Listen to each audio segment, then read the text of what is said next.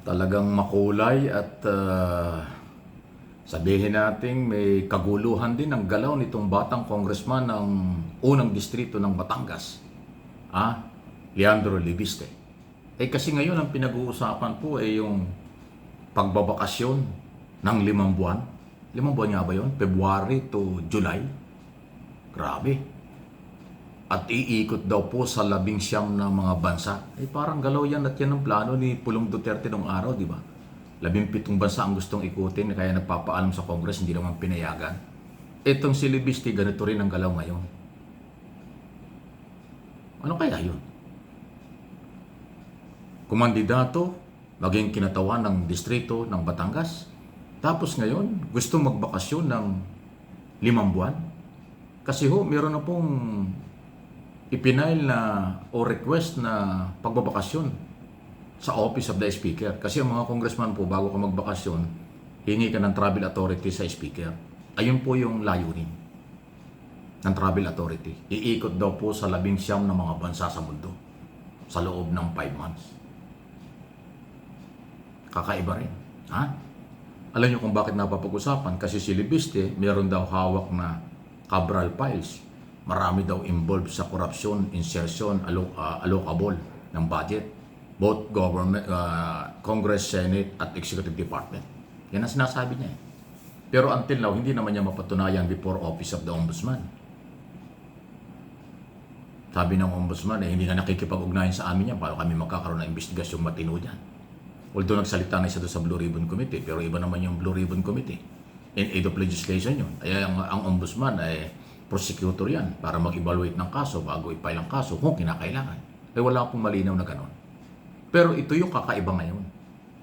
May bagong statement ang kampo mismo ni Congressman Libiste na kaya daw siya ay magbabakasyon. Dahil di umano, meron daw nakipag-usap o tumawag sa kanyang ina na si Senador Loren Legarda na mataas na opisyal at konektado sa kasalukuyang gobyerno.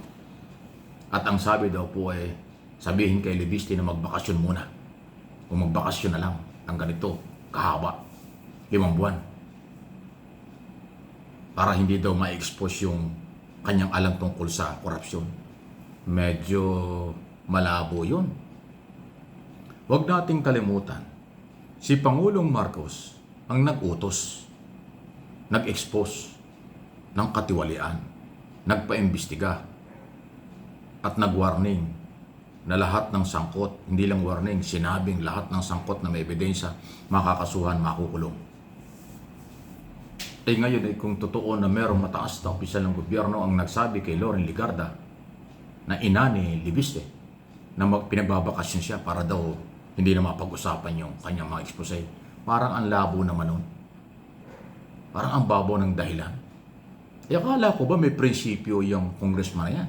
Sinasabi niya gusto niya yung pagbabago, may prinsipyo, kaya kailangan niyang i-expose ang katiwalian. Bakit ngayon kung totoo yung sinasabi niya, bakit siya aalis? Bakit siya maniniwala doon sa kung sino mang opisyal ang tumawag o nakipag-usap sa nanay niya na mas makakabuting umalis na lang siya? Medyo masalimuot yan. Alam naman natin, mayroon pong plano na gagawin ng Kongreso at ang gobyerno imbestigahan yung kanyang business, yung solar business. Pagpuproduce ng power na hindi niya naibigay. At hindi raw natupad yung 25 years na franchise law, prangkisa na kanyang nakuha sa Kongreso. At kinansil pa nga ng Department of Energy yung 12,000 megawatts na proposed na project tungkol dyan. Dahil laway-laway lang daw. Sabi ni Secretary Garin ng Department of Energy, walang natupad, wala silang naramdaman sa franchise law, prangkisang ibinigay ng gobyerno during Duterte administration sa Batang Libiste. Kaya under investigation. Pangalawa, yung conflict of interest, bawal po yan. Pag nasa gobyerno ka, may business ka pa, lalo na yan, malaking negosyo, inerehiya, conflict of interest yan. Yan po yung mga isyong kanyang kanasasangkutan Tapos ngayon gustong umalis dahil lang may nagsabing taga-gobyerno umalis ka. Ibig sabihin gusto siyang patahimikin. Nasaan yung prinsipyo? Nasaan yung pagbabago? Kasi kung nireject niya kaagad-agad yung offer na kung sino man yan, hindi siya nag-apply. Ibig sabihin, hindi siya nagka-interest, may prinsipyo. Eh bakit siya nag-apply ng travel authority? So, ibig sabihin, kung sino man yung nagsabi na siya'y umalis, sinunod niya. Ano, takot siya? Bakit siya nagpadikta? Nasaan ang prinsipyo kung uutusan ka kung sino man? Bakit nasaan ang prinsipyo kung tinakot ka kung sino man? Ayan ang sinasabi natin. Opinion, analysis, interpretation ko yan sa nangyayari. Walang personalan po. Kaya lang, paalala ko, Congressman Libiste, ikaw ay government official. Dahil bata ka pa, matindi itong pinasok mong negosyo at politika, pero sa iyo rin ang gagaling kung bakit ka pinag-uusapan. Diba? Yan ho yung sitwasyon ngayon. Paano at bakit hindi malilito ang taong bayan sa iyo sinasabi? Ulitin ko, kung prinsipyo ang pinag-uusapan, prinsipyo at gusto mo pagbabago, kahit sino manakot sa iyo, kung meron man, kahit sino mag-utos sa iyo, hindi ka aalis ng bansa, paninindigan mo ang dokumento mo at sinasabi mo. Eh kaso nag-apply ka eh. So ibig sabihin, tinanggap mo, gusto mo ring umalis. At identify pa nga 19 na bansa ang gusto mong puntahan. Anong meron doon? Paano yung distrito ng Batangas na kinakatawan mo kung aalis ka ng 5 buwan? Paano ang development doon? Di ba? Yan po ay tinatanong ko lang.